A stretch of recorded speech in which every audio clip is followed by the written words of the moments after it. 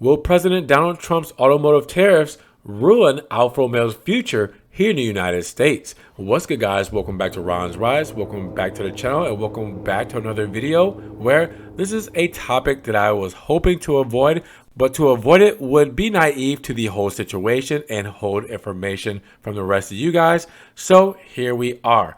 As of yesterday, February 2nd, 2025, President Donald Trump has officially implemented 25% tariffs on car imports into the United States. Now, once he signed the executive order, he promised for April 2nd, 2025, that it will kick off an unprecedented trade war between the United States and the rest of the world. And here we are. Because according to some estimates, the impact of the new customs tax wanted by the U.S. president will be approximately $110 billion per year in additional costs for the entire auto sector, which translates into $6,700 more per vehicle. And in the first quarter of 2025, Alfa Romeo recorded timid improvements here in the United States in terms of sales and market share, but these are obviously very small numbers and far from those of their direct rivals. And what a lot of people are wondering is whether there can still be a future for the famous Italian car manufacturer here in the United States with the tariffs that came into force yesterday, given that their production takes place outside of America. Let's not forget, the Alfa Romeo Tonale is produced in Pomigliano, where the Giulia and Stelvio for the next generation will be produced at the Stellantis plant at Casino. Alfa Romeo in the coming years will try to become a global premium brand of Stellantis and will necessarily have to be present here in the United States because we're the most important premium market in the world. Now, despite not having production facilities here in the United States, the Biscione car manufacturer is preparing for a new relaunch, this time focusing on electric and hybrid models. Now, the goal is to enter the segment of high-performance premium cars more in line with the taste of American customers.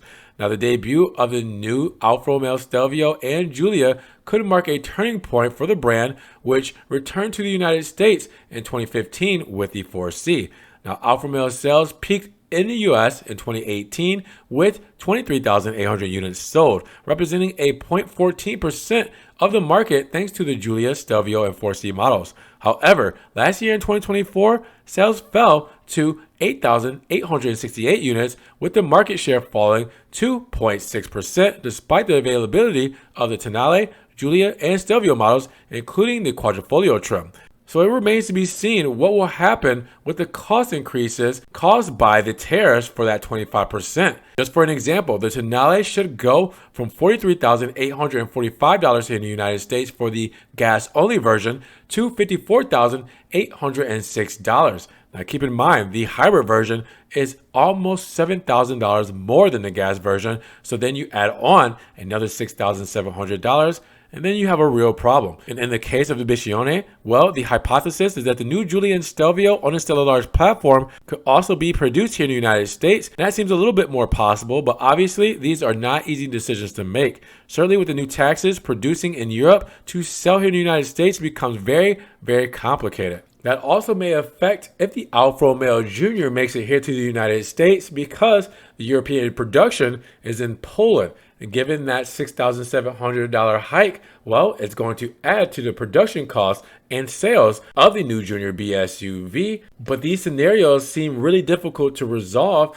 and these 2025 taxes and tariffs are undermining a historic principle such as that of a free market, which has led many manufacturers to produce in Europe to sell in the United States. But could something like this lead Stellantis to withdraw the brand from the United States? John Elkann will let that happen, as he's met with President Trump several times to come to some sort of an agreement. But with that said, what happens from here on out? Do we get more expensive Alfa Romeos? Do we receive less inventory of Alfa Romeos in the future?